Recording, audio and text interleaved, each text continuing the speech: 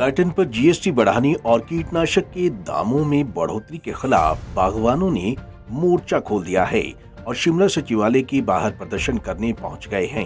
हजारों की तादाद में बागवानों ने नवबहार से छोटा शिमला तक आक्रोश रैली निकाली और सचिवालय के बाहर प्रदर्शन किया।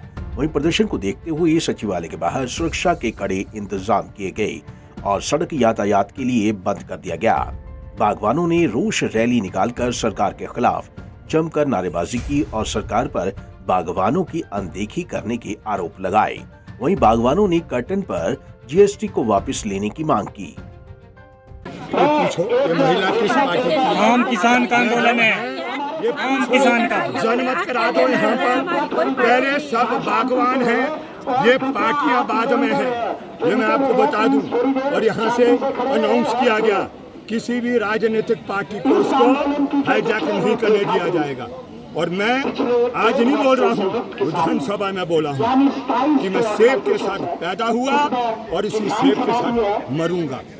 मेरी माता जी थी जो फर्स्ट युगान पंडित रहे हैं इस प्रदेश में, मनोहर लाल सरके उनकी बेटी थी और मैं उनका बेटा हूँ। मैं उनकी कोख के साथ से पैदा हुआ हूँ और मेरी माँ ने सेब के साथ जूझी है और इसलिए मैं सेब की कोख से पैदा हुआ हूँ और जब मरूंगा तो सेब के साथ मरूंगा, ऐसा मेरा मानना है।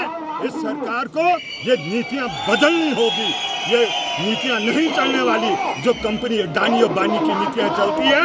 इसलिए ये हजारों की संख्या में आज किसान आया है और हजारों की संख्या में भी कूच कर रहा है। से जो है अपने किसानों बागवानों की आवाज जो है सरकार तक ज्ञापन के माध्यम से पहुंचाता रहा, लेकिन सरकार के ऊपर कोई उसका असर नहीं पड़ा। लेकिन जब रोड उद्योग और कुल्लू मंडी कई जगह आंदोलन सरकार ने जो है दोबारा हमें 28 तारीख को मुख्यमंत्री की अध्यक्षता में बुलाया संयुक्त किसान मंच को, और उसमें हमारा जो 20 सूत्रीय मांग पत्र था उसमें से केवल 4 से 5 चीजें जो है उसकी घोषणा मात्र की है और अभी जमीन पे वो नहीं उतरी है। और इसके अलावा हमारी 15 बड़ी मांगे हैं, उसमें कश्मीर के तर्ज पर सेब और 60 रुपए किलो ए ग्रेड, बी ग्रेड 44 रुपए, सी ग्रेड 24 रुपए, और इसके अलावा इम्पोर्टेड जो 44 देशों से सेब भारत में आता है उसका नुकसान सीधा यहाँ पड़ता है। वहीं कांग्रेस के विधायक रोहित ठाकुर ने कहा कि ये किसी दल का प्रदर्शन नहीं है बल्कि बागवानों का प्रदर्शन है। आज जिला शिमला के सभी बागवान भाजपा सरकार के फैसलों के खिलाफ सड़कों पर उतरे हैं। इस सरकार ने 5 सालों में किसान बागवानों के हक में कोई फैसला नहीं लिया।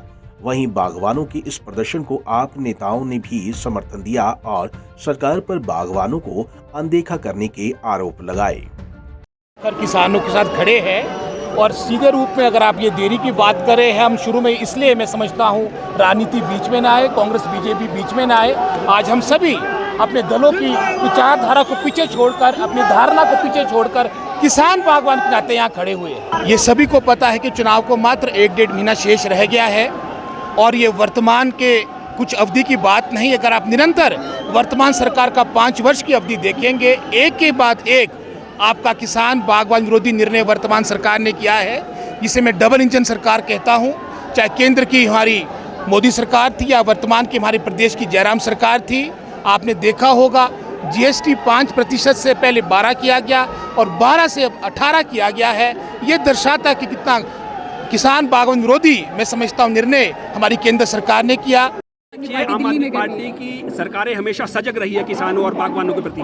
आपने देखा होगा पंजाब के अंदर बहुत बड़ा एक जो यूनिट है वो बागवानों और किसानों का है। जिस प्रकार से अपने मासूली दिया, चाहे समर्थन मूल्य हो, चाहे बाकी चीजें हो, मूंग की बात हो, चने की बात हो, राइस की बात हो, हमने तो वहाँ पे ये व्यवस्था की। आप सुनिए, मैं आपको बताता हूँ, वहाँ तो ये भी व्यवस्था कर दी गई कि अगर फसल को कोई नुकसान होता है तो खेत में पटवारी और रेवेन्यू अफसरों को नापने तोलने नहीं भेजा जाएगा, तुरंत उसे आर्थिक जो है सहायता प्रदान की जाएगी। और आपने जो बात दिल्ली की है, हिमाचल प्रदेश का सेब दिल्ली जो जाता था, पहले बहुत जाता था, अब बहुत कम जाता है क्योंकि हिमाचल प्रदेश में ही बहुत बड़ी मंडियां जो है स्थापित हो चुकी हैं। पर दिल्ली अगर जाता भी है तो निरंतर हम भी बात करेंगे।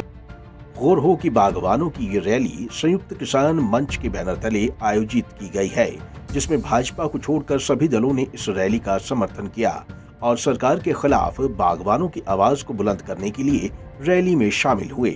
वहीं बागवानों ने सरकार को चेतावनी देते हुए कहा कि जब तक उनकी 15 सूत्रीय मांगे नहीं मानी जाती तब तक वे प्रदर्शन करते रहेंगे।